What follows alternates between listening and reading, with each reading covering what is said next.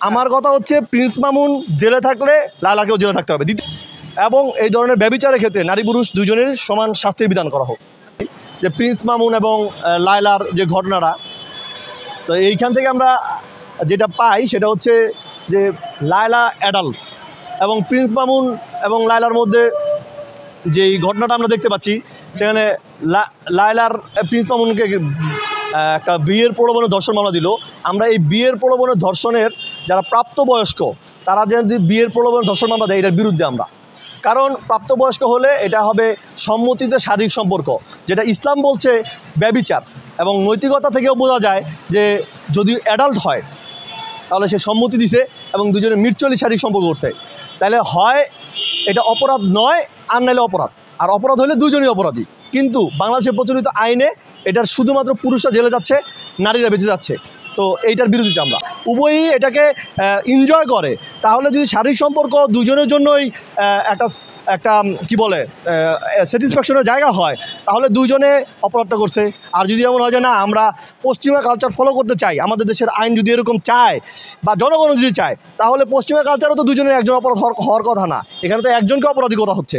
তার মানে আপনি পশ্চিমা বলেন আর ধর্মীয় বলেন, দুই দিক থেকে কিন্তু এটা মিলছে না।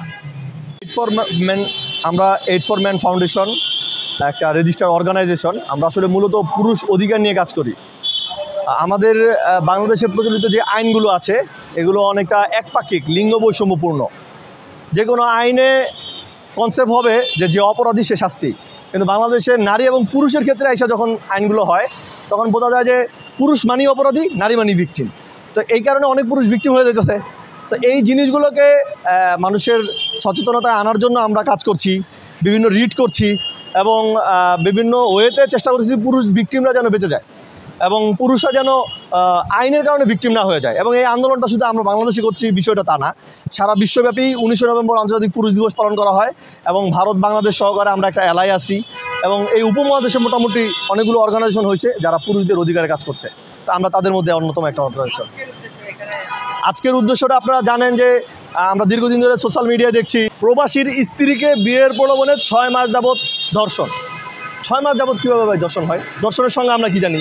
কাউকে জোর করে, ফোর্স করে তার সাথে শারীরিক সম্পর্ক করলে এটা ধর্ষণ। তো 6 মাস যাবৎ তো এটা সম্মতিতে হয়েছে, তাহলে এখানে অফেন্স হওয়ার কথা দুইজন, নারীবাদীরা এবং যারা আইনটা বানাইছে তারা টেকনিক্যালি শুধুমাত্র পুরুষকে ভিকটিম বানানোর উদ্দেশ্যে এই টেকনিক্যাল বিষয়টাকে নিয়ে আসা হয়েছে। যার কারণে আপনি দেখেন, যদি আমরা ধরতাম লায়লার বয়স 16, একজন উঠতি বয়সের নারী, আর এই আপনার প্রিন্স মামুনের বয়স 50 বা 60, তার কাছে প্রচুর টাকা আছে, সে উঠতি বয়সের একটা মেয়েরে প্রলুব্ধ করলো, তাইলে বিষয়টা হইতো।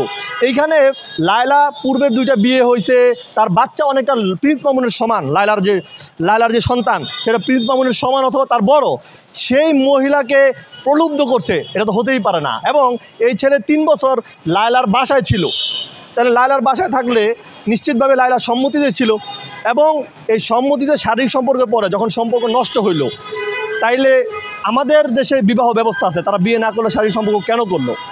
এবং করার পরে যদি অপরাধ হয়ে থাকে তাহলে দুজনে অপরাধী, তাহলে দুজনে শাস্তি হোক। কেন শুধুমাত্র প্রিন্স মামুন হবে? আমরা প্রিন্স মামুনের পক্ষে বলতেছি না, আমরা বলতেছি যদি অফেন্স হয় তাহলে দুজনই অপরাধী, আর যদি অফেন্স না হয় তাহলে কোনো পুরুষকে বিনা কারণে এই ধরনের মামলায় গ্রেপ্তার করা যাবে না। 497 ধারাটা পড়বেন, ওইখানে বলা আছে যদি এই ধরনের কোনো মহিলা অ্যাডাল্ট হয় এবং বিবাহ বহির্ভূত কোনো সম্পর্কে জড়ায়, তাহলে ওই মহিলার এটা অফেন্স না, মানে তার এটা অপরাধ হয় নাই, অপরাধ হচ্ছে কার? ওই পুরুষের।